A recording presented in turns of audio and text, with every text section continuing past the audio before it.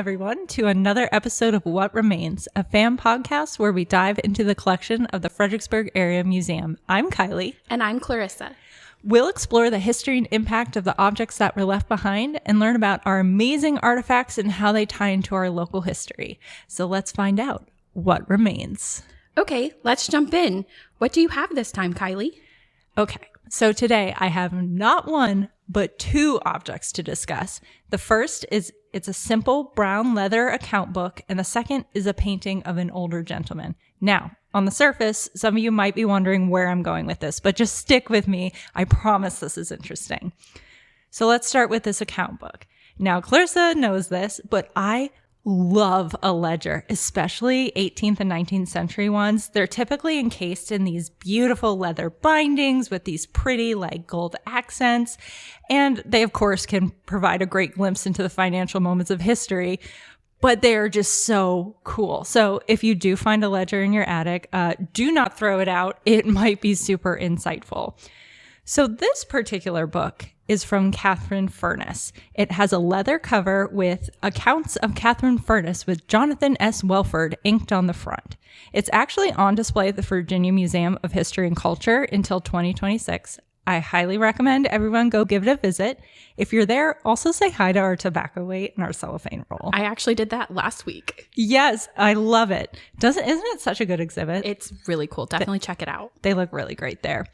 So this particular ledger is extremely detailed. Pretty much every type of transaction associated with the furnace is recorded. And a lot of times you'll get ledgers that are written in some kind of shorthand that only the writer or the owner of it would ever understand. And sometimes these businesses, they'll get a good start and they'll just give up on it, which I don't blame them because we've all bought a planner in the new year and gave up on it by mid-February. Don't call me out like that. So they get a pass. So that's our ledger. Now, on to the painting. This painting is of John Spotswood Wellford, of which we recently acquired it. This is super exciting. Wellford was the proprietor of Catharine Furnace and namesake on the account book.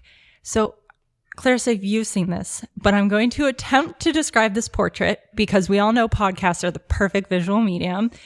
But we'll put his picture on social post. Okay. Here we go. So imagine this, wrapped in a gold frame, sitting against a dark background in a wooden chair, a man about 54 years of age looks directly at the painter. His hair is gray and the shadow of a mustache shows his age. He is wearing rounded spectacles that soften his features. A white shirt and collar peek out beneath a black suit with a large black bow tie tied neatly around his neck. No other features are seen except he's resting his left hand on the arm of the chair. How was that? I think you captured him perfectly. I try. So if I did it and you all see the portrait, just let me have this one. So you'll hear me say this phrase often as this podcast goes on, or whether you're at the museum, which is we're still researching this, which is a really cool part about the job. So this painting is not signed by an artist, but we do have an inkling that it might be an Emanuel Lutz, which actually you all know who that is. Clarissa, would you like to do the honors of inciting the oh moment? Is it Washington crossing the Delaware? Yes, that is his most famous painting. You all have seen it, Washington crossing the Delaware. And Lutz had several studios across the East Coast, and he would travel between them to meet with friends and clients. And he would sometimes find himself in Fredericksburg every now and then, and he would paint, local people. So it's possible that he painted Wellford on one of these trips because the timeline kind of lines up, the style lines up, that those are kind of all the indicators as to why we think it's him. I really want to do an episode later on about his visits because we have a few paintings that connect him. So we're going to hold off on that conversation. So that's our painting and account book. Now, I think it's time to get into some context. Why are these two things in our collection? So let's do this. Let's talk about John Spotswood Wellford and Catharine Furnace. It's going to be a blast. Pun intended. Pun so intended. Let's start with the man himself, John Spotswood Wellford. He has a long name, so he's going to be referred to as Wellford for this episode. And we're just going to address the elephant in the room, Spotswood. Yes, that's Spotswood, the man responsible for founding Spotsylvania County. So, bear with me here. Governor Alexander Spotswood had a grandson, John Spotswood, and John was really good friends with Dr. Robert Wellford. Robert had a son, named him after his buddy, which leads us to John Spotswood Wellford. Yes, it's kind of a mouthful to say there. I'm from Spotsylvania. I should have done better, but it happens. You know what? I put you on the spot there. It's fine. So I'm not going to mention them anymore just so I don't confuse anyone, because as you heard, I kind of fumbled getting through that. I actually have a notebook of all the Fredericksburg families because sometimes I want to get them mixed up. But don't worry, we'll have other episodes where we talk about these different families and these men because we have artifacts that associate with them. Okay, so Wellford was born in 1783 to Robert and Catharine Yates Wellford. They were a prominent Fredericksburg family, and we're just going to knock this out. He did name the furnace for his mother.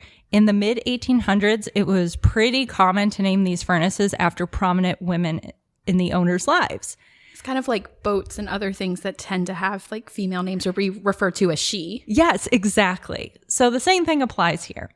Catharine would also want everyone to know that her name is spelled with two A's. It's Catharine. It oftentimes, I say it gets spelled wrong, but this one's for Catharine. Wellford was known for being super ambitious.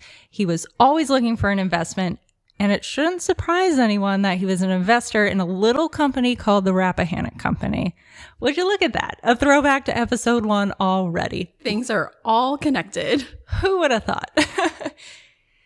And yes, he was ambitious, but he was kind of unlucky. As we know from the Bateau episode, these companies would often fail with the advancements of machinery and technology, railroads, all of that.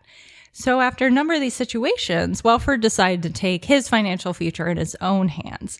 He had land, he had wealth, he had a workforce, he was an enslaver, that's important to note, and he had wealthy friends, all of which he could use to his advantage.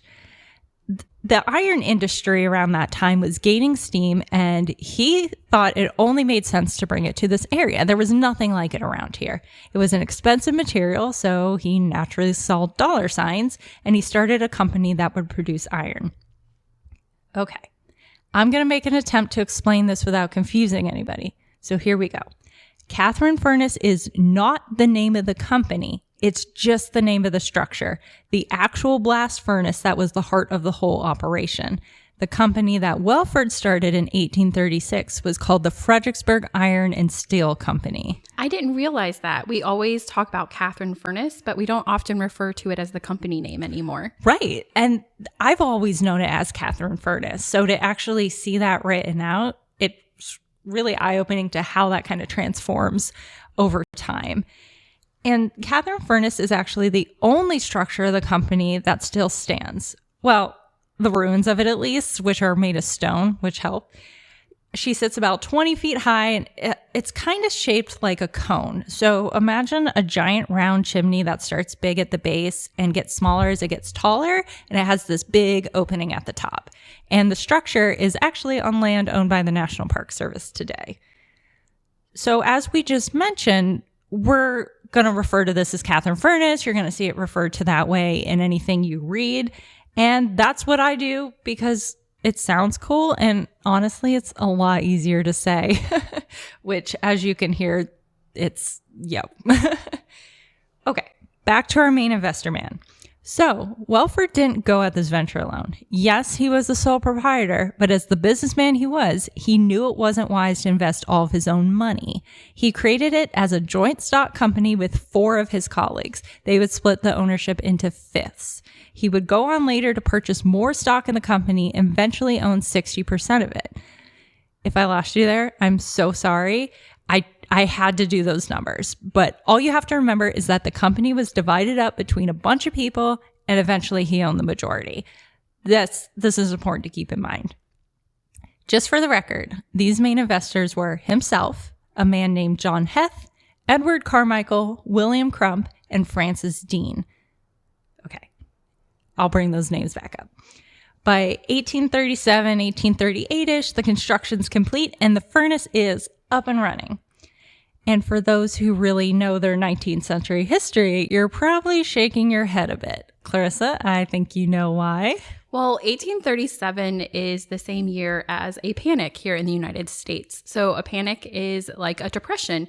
And so there was a huge economic decline here in the United States for lots of reasons. There was a huge boom in cotton and investors from England.